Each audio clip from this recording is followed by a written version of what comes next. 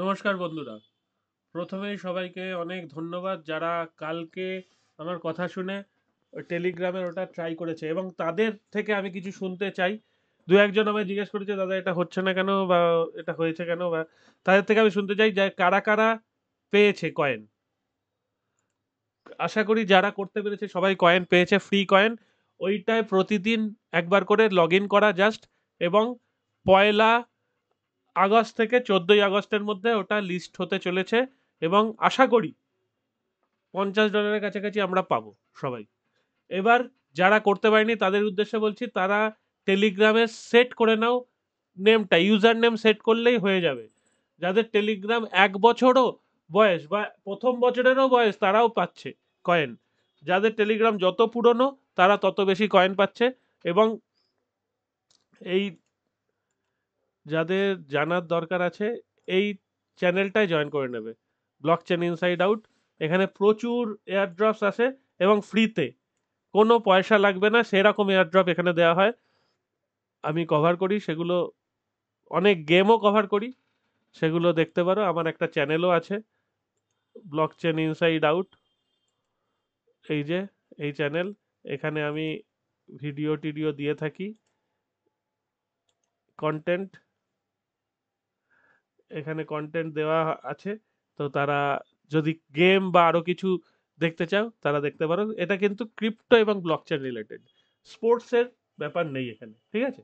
তো যাই হোক, এবার স্পোর্টসে ফেরা যাক।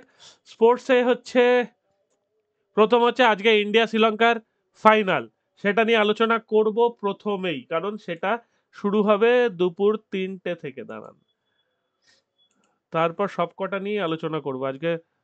এই যে 3টে থেকে শুরু হবে। 3টে থেকে শুরু হওয়ার কারণ আমার ধারণা অনুযায়ী, যে যেহেতু সন্ধ্যেবেলা ইন্ডিয়া শ্রীলঙ্কার একটা টি-20 আছে ছেলেদের, সেই জন্য যদি সন্ধ্যেবেলা ইন্ডিয়া শ্রীলঙ্কার ফাইনালটা হতো, তাহলে মানুষ হয়তো মেয়েদের খেলাটা দেখতো না, যতই এশিয়া কাপের ফাইনাল হোক। কারণ এশিয়া কাপে ইন্ডিয়া পাকিস্তানের যে ফাইনাল, এই যে ম্যাচটা হয়েছে, সেটা নিয়ে চারদিকে কোনো উন্মাদনাই ছিল না। সামান্য কিছু মানুষ হয়তো সেটা দেখেছেন, বেশিরভাগ মানুষ সেটা নিয়ে কোনো উন্মাদনা নেই। কিন্তু একটা ছেলেদের ক্রিকেটে ইন্ডিয়া পাকিস্তান, বা ছেলেদের হকিতেও ইন্ডিয়া পাকিস্তান হলে যে উন্মাদনা হয়, মেয়েদের সেই উন্মাদনা এখনো তৈরি হয়নি। যাই হোক, India women are Sri Lanka women ফাইনালে উঠেছে। আশা করছি খুব সমস্যা না হলে ইন্ডিয়া চ্যাম্পিয়ন হবে, যেটা আমি সিরিজের আগেই বলেছিলাম। ঠিক সেটাই ঘটছে এখনো পর্যন্ত। তবে শ্রীলঙ্কা ওমেন যদি একটু ভালো খেলে, যদি একটু চাপ দিতে পারে ইন্ডিয়া ওমেনকে, তাহলে খেলাটা জমবে, নইলে একতরফা হয়ে যাবে। যেমন গতকাল ফার্স্ট টি-20তে শ্রীলঙ্কা কিন্তু ইন্ডিয়াকে চাপ দিয়েছিল, কিন্তু চাপটা রাখতে পারেনি, 43 রানে হেরে যায়। সেটা কিন্তু খুব একটা সুবিধাজনক জায়গায় পৌঁছায়নি। শ্রীলঙ্কা একসময় বেশ ভালো ছিল, বেশ ভালো মানে ফেভারিট হয়নি, কারণ 213 রান ইন্ডিয়া করে ফেলেছিল, ফেভারিট না হলেও শ্রীলঙ্কা একসময় ভালো রকম পরিস্থিতিতে ছিল। এক উইকেটে অনেক রান করে ফেলেছে, প্রায় 100 বা 100-র বেশি রান করেছিল। সেখান থেকে শ্রীলঙ্কা কি করে রাস্তা হারিয়ে মুখ থুবড়ে পড়ে যায়। তো যাই হোক, আজকে সেকেন্ড টি-20, সেই টি-20 ম্যাচে রেজাল্ট শ্রীলঙ্কার পক্ষে গেলে টুর্নামেন্টটা জমবে, ইন্ডিয়ার পক্ষে গেলে টুর্নামেন্টটা অনেকটাই খেলো হয়ে যাবে।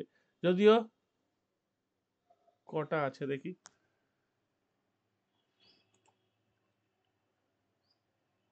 দাঁড়ান।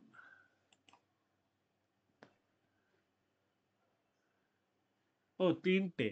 আজকে যদি ইন্ডিয়া জিতে যায় তাহলে তো সিরিজ জিতেই গেল। 3টে ওয়ানডে, 3টে টি-20, তাহলে তো সিরিজের আর কিছু বাকি থাকলো না।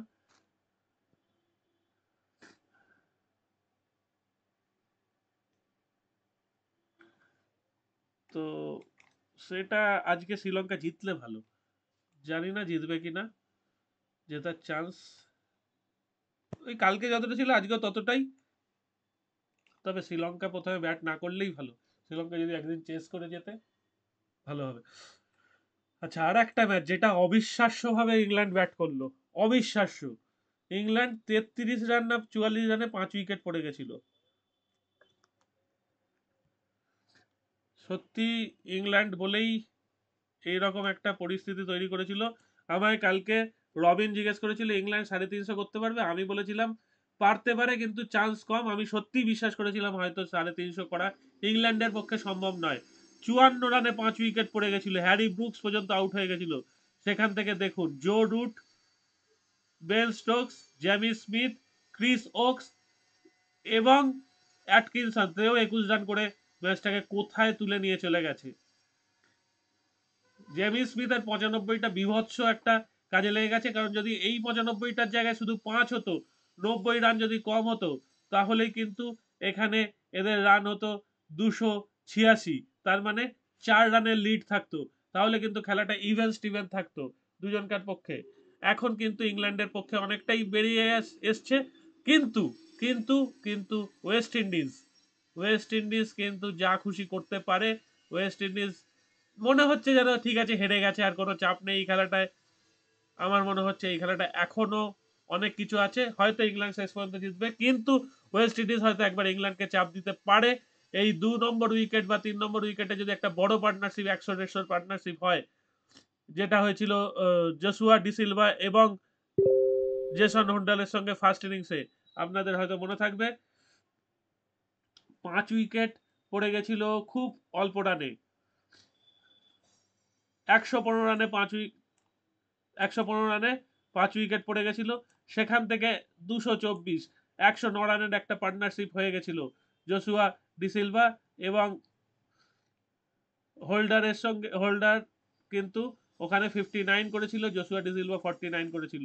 যদিও তারপরে আর কেমন সাবস্ট্যান্সিয়াল রান করতে পারেনি, তবু কিন্তু করেছিল।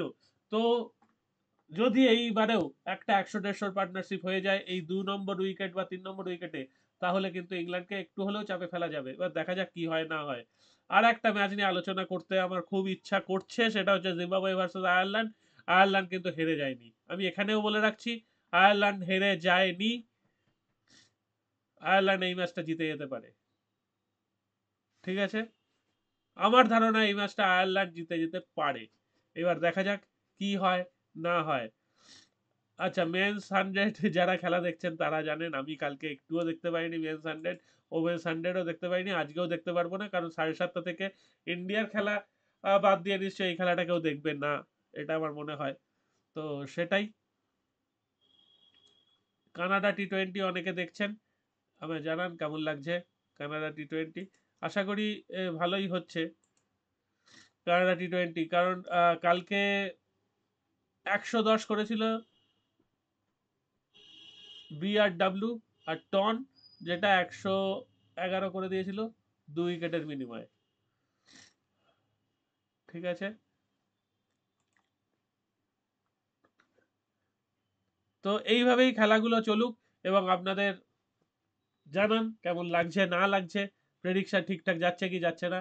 আর আমি এখনো স্বীকার করছি ইংল্যান্ডের কাছে ফলস খেয়ে গেছি। যারা ধরেছিল ইংল্যান্ডের রানে তারা কিন্তু প্রফিট করেছিল, আমি ইংল্যান্ডের রানে ধরিনি, ধরার চেষ্টাও করিনি, কারণ আমি আশা করে দিই ইংল্যান্ড অত রান করবে। Thank you very much for watching, tata.